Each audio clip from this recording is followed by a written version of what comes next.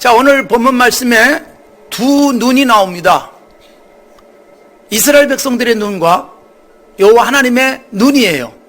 이 눈, 두 눈이 아주 건강한 그리스도인의 삶을 살게 하는 것인데, 우리도 사실 두 눈으로 보잖아요. 한쪽 눈만 있으면 이 원근 감각을 느끼지 못합니다. 그래서 입체로 보기가 어렵습니다. 우리 두 눈이 있는 것은 한눈 가지고 볼 수 없는, 즉 원근감, 입체감을 느끼게 만드는 것이 두 눈의 조화예요. 그래서 거리도 느끼게 만들고 이 볼륨도 우리가 바로 감각적으로 느낄 수 있게 만들어주는 것이 두 눈인데, 그러나 이보다 더 중요한 것은 우리의 눈, 하나님을 향하고 하나님의 눈이 우리를 향하는 이 건강한 눈의 감각들 우리가 유지하시고 느끼며 살아갈 수 있게 되기를 바랍니다. 자, 여러분 7절을 보시기 바랍니다. 7절에 보면 너희가 여호와께서 행하신 이 모든 큰 일을 너희의 눈으로 보았느니라, 그렇게 되어 있죠. 이게 7절, 12절 보십시오. 네 하나님 여호와께서 돌보아 주시는 땅이라 연초부터 연말까지 네 하나님 여호와의 눈이 항상 그 위에 있다, 그렇게 말씀하고 있어요. 이스라엘 백성의 눈, 곧 우리들의 눈이에요. 그리고 여호와 하나님의 눈, 이 두 눈이 정말 건강한 그리스도인의 삶을 갖고 가게 만드는 것입니다. 자, 우리의 눈이 제대로 볼 수 있어야 돼요. 우리가 본다고 다 보는 게 아니잖아요. 어떤 사람은 훨씬 많이 보고 또 자세히 볼 수 있습니다. 그리고 보이는 것만 설명하는 게 아니라 보이는 것을 통해서 느끼는 그 감동들을 나눌 수도 있어요. 똑같은 장소에 앉아서 똑같은 것을 봐도 보는 게 훨씬 다릅니다. 영화를 보고 또 사람을 보고 사물을 보고 그리고 펼쳐지는 풍경을 보는데 느낌이 다 다르잖아요. 이거는 각각의 눈의 차이예요. 나는 어떤 것까지 볼 수 있는가, 어디까지 보이는가, 이 부분은 중요한 거예요. 통찰력이라고 합니다. 통찰력이 뛰어나서 상황을 봐도 이게 어디로 흘러갈 것인가까지 예측이 가능한 사람이 있어요. 돈 버는데 눈이 잘 열린 사람도 있습니다. 어디다 투자해야 될지, 그것도 필요한 눈이에요. 지혜롭지 못해서 분별이 안 돼서 손해를 보거나 또는 엄청난 사실 실수를 하고 그래서 모든 것을 잃기도 합니다. 그래서 여러분 잘 봐야 됩니다. 속지 않아야 되고 그리고 놓치지 않아야 되고 그리고 해야 될 일을 반드시 할 수 있는 것은 눈의 능력입니다. 가깝게 보인다고만 다 보는 게 아니잖아요. 옆에 두고도 못 볼 수 있고 멀리 있지만 그걸 볼 수도 있습니다. 보는 것은 하나님의 은혜예요. 우리의 눈도 하나님이 창조하셨지만, 그러나 여러분 보이는 것만 보는 것이 아니라 보이지 않는 것까지도 볼 수 있는 눈이 필요하고 내일에 대해서 열린 눈으로 볼 수 있어야 돼요. 신명기, 우리가 묵상하고 있는 이 신명기 29장 4절에 보면 모세가 그 백성들을 안타까워하면서 이렇게 말씀하세요. 그러나 깨닫는 마음과 보는 눈과 듣는 귀는 오늘 너희 여호와께서 너희에게 주지 않았구나 라고 한탄을 해요. 얼마나 많이 보면서도 못 봐요. 느끼질 못해요. 들어도 귀가 콱 막혀 있는 것 같은 상태에 있을 수 있습니다. 여러분, 우리는 얼마나 잘 보고 계십니까? 나이 들면 눈이 잘 안 보일 수 있어요. 그러나 여러분, 우리들이 꼭 시력 때문에만 볼 수 있는 게 아니에요. 영안이 열려야 되는 거예요. 창세기에 보면 중요한 인물들이 나오죠.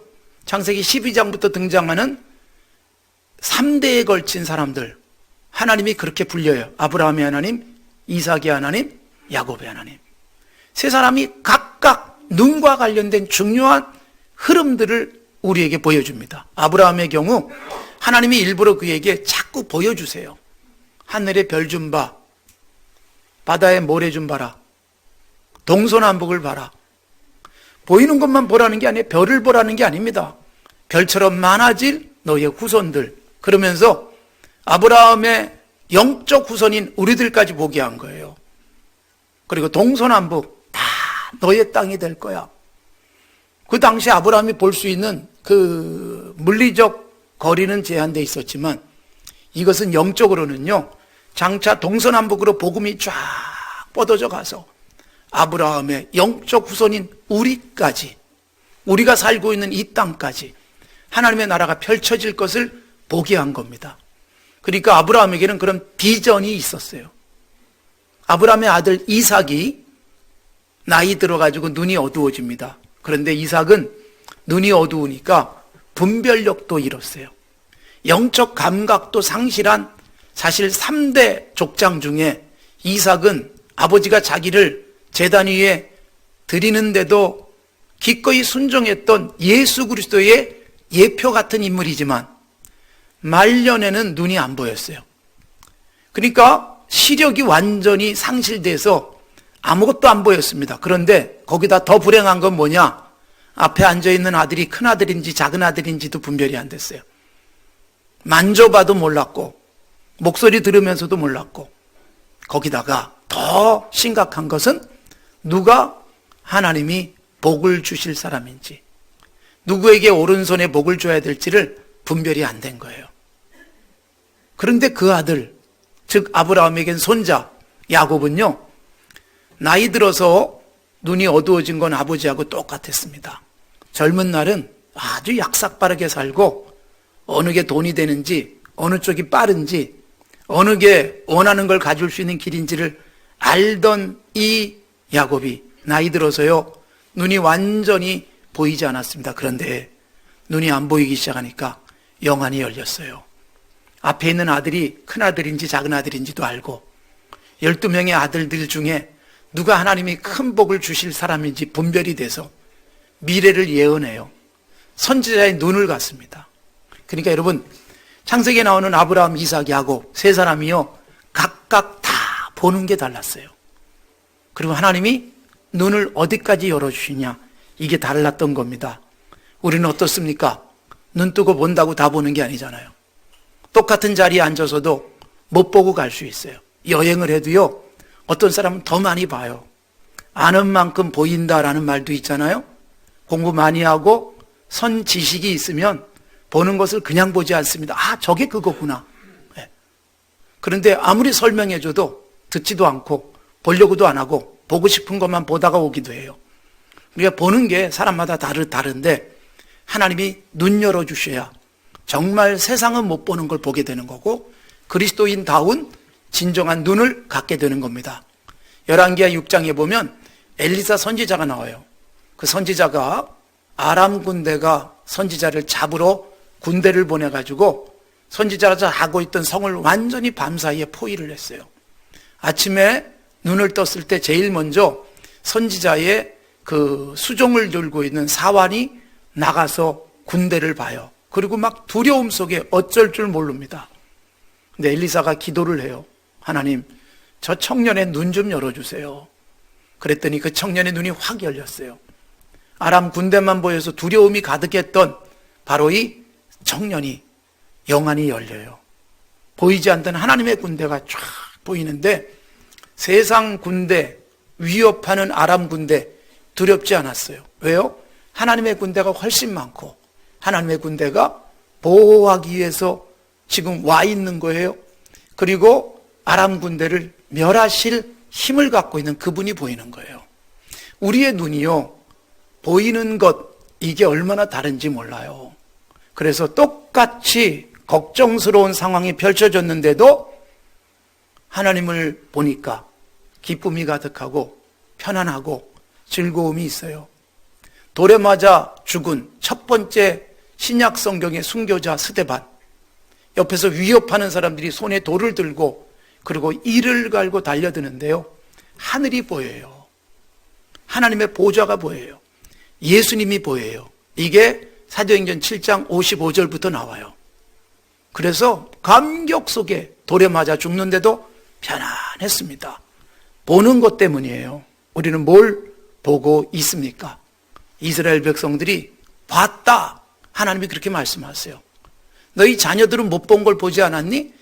1절부터 6절까지가 뭐예요? 이스라엘 백성이 애굽에서 하나님이 하시는 놀라운 능력의 역사들을 봤고, 그리고 출애굽이 드디어 시작이 됐는데 애국 군대가 쫓아오다가 홍해에 완전히 진멸당하는 걸 봤어요. 광야 생활 중에 그들을 먹이시고 마시게 하시고 보호하시는 하나님의 능력도 보았고, 하나님 앞에서 못된 짓 하다가 멸망당하는 자기의 이웃들도 본 거예요. 그거 보지 않았니? 봤으면 본자처럼 살아라. 그걸 봤기 때문에 말씀에 눈 뜨고 바르게 살아라, 그 말씀을 주시는 거예요. 여러분, 이미 앞에서도 하나님께서 그들이 본 것에 대해서 언급을 해요. 3장에 보면 이스라엘 백성이 이제 요단강 건너기 전에 요단강 동쪽에 있는 바산왕 시온, 바산한 옥과 그리고 대적 시온들을 멸하는 것을 그들이 봤어요. 전쟁을 했지만 싸운 게 아니라 하나님이 그들을 멸하시는 걸 봤어요. 4장에서도 보면 하나님의 백성들이 우상 숭배하고 못된 짓 할 때 그들을 하나님이 멸하시는 것도 너희들의 눈으로 봤다. 4장 3절이에요. 그리고 오늘 7절에서 너희의 눈으로 보았느니라, 그렇게 말씀하고 있는 겁니다. 여러분, 우리의 눈은 뭘 보고 살아가고 계십니까? 우리의 눈이 보는 것은, 그리고 보고 싶은 것은, 그리고 봐야 될 것 제대로 보거나 놓치는 것은 우리의 영적 상태를 의미하는 것입니다. 하늘의 해와 달과 별들을 우리가 봅니다.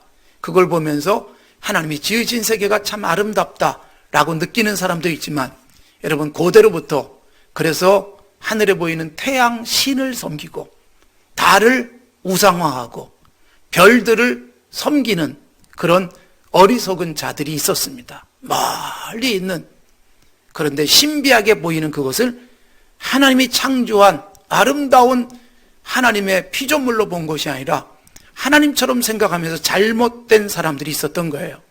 사랑하는 성도 여러분, 우리가 제대로 보고 그리고 느끼고 그리고 본 것 때문에 건강하게 살아가기를 바랍니다. 우리의 눈을 흐리게 만드는 것들이 있어요. 이 신명기에도 자주 말씀하시고, 이미 3500년 전 이스라엘 백성들이 가나안 땅에 들어가기 전에 하나님이 염려하시면서 주신 말씀들이거든요. 재판을 하는데 재판하는 재판관들이 뇌물을 먹고 그리고 판단을 굽게 하는 일이 있다, 조심해라, 이 말씀을 하세요. 그러니까 여러분, 돈의 욕심을 내면 제대로 못 봐요. 옳은 사람도 못 보고 돈 주는 사람만 보이는 그런 불행한 일들. 그래서 사회 정의가 왜곡되어지면 그 땅은 하나님이 심판할 것이다, 그 말씀을 하세요. 사무엘상에서도 사무엘이 그런 말씀을 하세요. 내가 지금까지 얼마나 정의를 실천하며 살았는지 아느냐. 뇌물을 받고 눈이 흐려져서 사사로서 재판을 잘못한 적도 없다, 당당하게 말해요. 이런 일들이 많았기 때문에 그런 말씀들이 나오는 겁니다. 여러분, 우리의 눈이 맑아지기를 바랍니다. 그래서 시편 기자는 이런 기도를 해요. 시편 13편 3절에 보면 내 눈을 밝혀주십시오. 사망에 잠을 잘까, 눈을 감고 살까 걱정됩니다. 시편 119편 18절 내 눈을 열어서 주의 율법에서 놀라운 것을 보게 하옵소서. 시편 146편 8절에 보면 여호와 하나님이 눈이 안 보이는 사람의 눈을 여시는 분이다. 그래서 그 말씀대로 예수님이 오셔서 안 보이는 사람들 눈 열어주시는 거예요. 사랑하는 성도 여러분, 눈이 잘 열리기를 바랍니다. 하나님이 열어주셔야 보는 겁니다. 하나님이 지금까지 역사 속에서 그리고 내 인생 속에서 하셨던 일들을 쫙 보면서, 그래서 두려움이 없고 걱정이 없고 미래가 활짝 열리기를 바랍니다. 거기에 더하여 12절 보시기 바랍니다. 자, 12절 같이 읽어봅시다. 12절 시작. 내 하나님 여호와께서 돌보아 주시는 땅이라, 연초부터 연말까지 내 하나님 여호와의 눈이 항상 그 위에 있다. 자, 여러분, 이스라엘 백성이 이제 들어갈 땅이에요. 들어갈 땅에 대한 설명이 나오죠. 그 땅은 애국과 다른 땅, 그리고 골짜기가 있고 산이 있고, 그래서 내리는 비를 흡수하는 땅, 즉 하늘에서 비가 오지 않으면 살 수 없는 땅, 그렇게 돼 있는 거예요.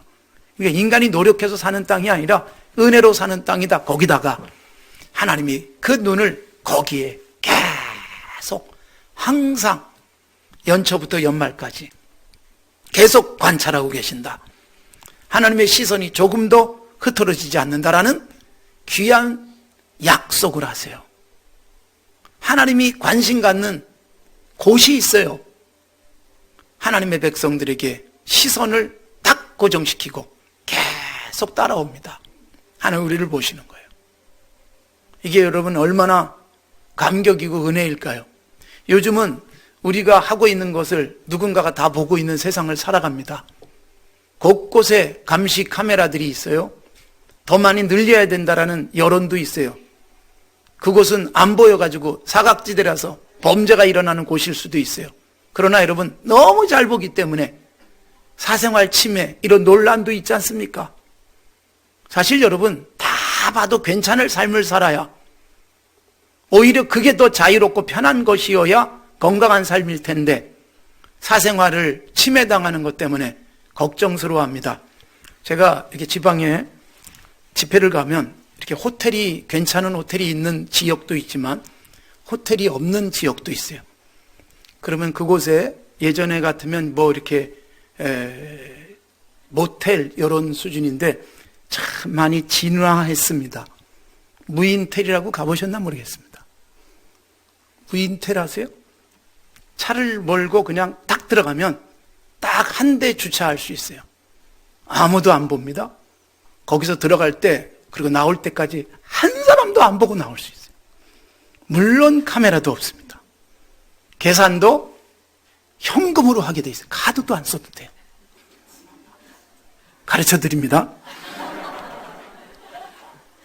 그래서 그냥 현금을 딱 집어넣으면 결제가 되고 문이 탁 열립니다. 그리고 들어갔다 나왔다 아무도 못 봅니다. 딱 주차장 하나. 그 안에 딱 타고 또 촥 나오면 돼요. 들어가면 셔터가 탁 내려주고 나오려고 그러면 셔터가 올라가고 나오면 또 닫히고 그런 곳이 있습니다. 신비한 세상입니다. 왜 이렇게 숨어야 될 일이 많은지,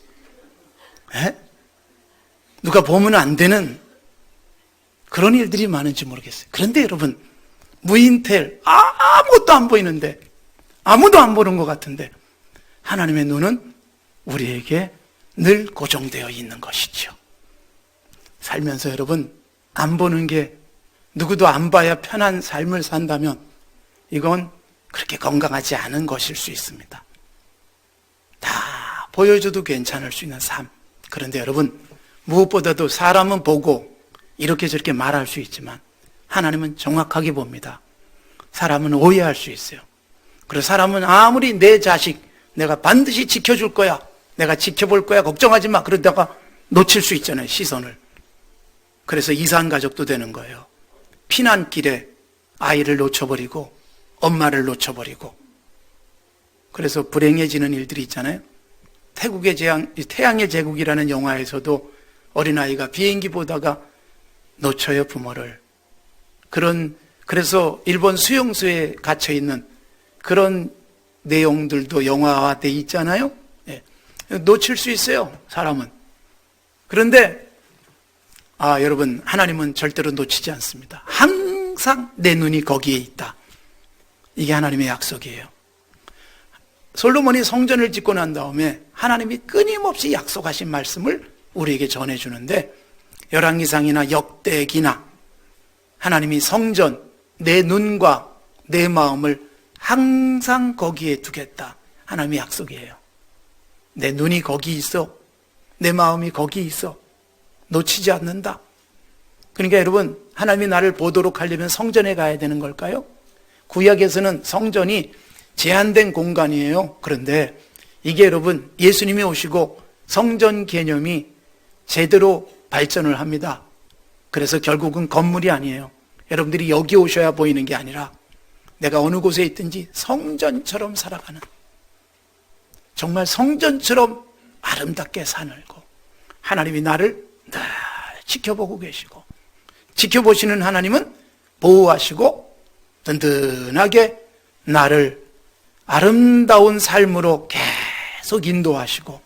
그러니까 여러분, 성전에 가야 하나님이 나를 보는 게 아니라 성전처럼 살면 하나님이 내게서 눈을 떼지 않습니다. 하나님이 보시는 것을 이렇게 성경이 말해요. 온 땅을 두루 감찰하신다. 역대하 16장. 그 눈이 인생을 통촉하시고 그의 안목이 그들을 감찰하신다. 시편 11편. 잠언 15장. 여호와의 눈은 어디서든지 악인도 선한 사람도 감찰하신다.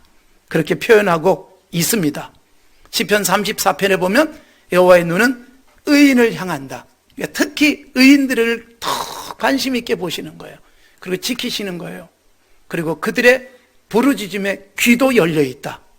거기다가 스가랴서에는 하나님이 완벽하게 보고 있다는 의미로 하나님의 눈을 7개로 표현해 주고 있어요.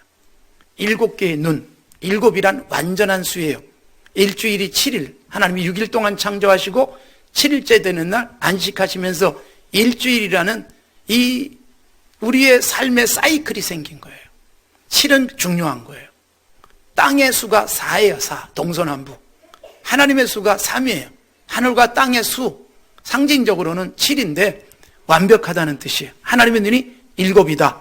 7 눈이 온 세상을 두루 다니면서 보고 있다. 스가랴 3장 4장에 나오고 있습니다. 하나님의 눈은 절대로 우리를 놓치지 않습니다. 우리가 정말 건강하게 살아가다가 주님과 눈이 딱 마주치면 싱긋 웃을 수 있지 않겠습니까? 주님과 눈이 마주쳤는데 부끄러울 수 있잖아요. 실제로 누가복음에 딱 한 번 나오는데 22장 베드로가 예수님을 모른다고 부인해요. 예수님이 저기서 신문 받고 있을 때, 그런데 여러분 3번째 딱 부인했는데 예수님이 시선을 베드로에게 착 옮겨요. 베드로의 눈과 예수님의 눈이 탁 만나면서 스파크가 튑니다. 그때 베드로는 너무너무 부끄러워서 밖에 나가서 심히 통곡합니다. 주님이 나를 지켜보시는데, 그런데 그 눈이 감격이고 기쁨이어야 되지 않겠어요? 자, 여러분 말씀 정리합니다. 뭘 보고 살아가십니까? 어디에 초점 맞추십니까? 고당 조만식 장로님이 이렇게 유언을 했습니다.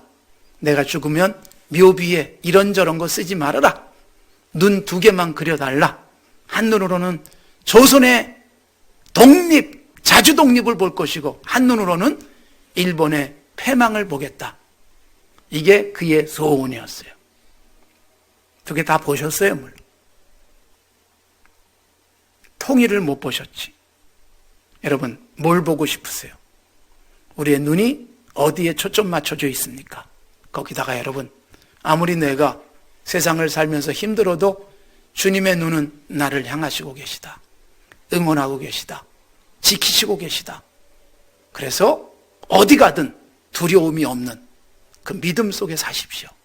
내 눈은 주님을 보고 주님은 나를 늘 지켜보시면서 보호하시고 응원하시고 격려하시고, 그리고 우리를 보시면서 우리 앞에 펼쳐질 일들도 보시잖아요. 막아주실 걸 막아주시고, 정돈해 주실 걸 정돈해 주시고, 해결할 걸 미리 해결해 놓으시고.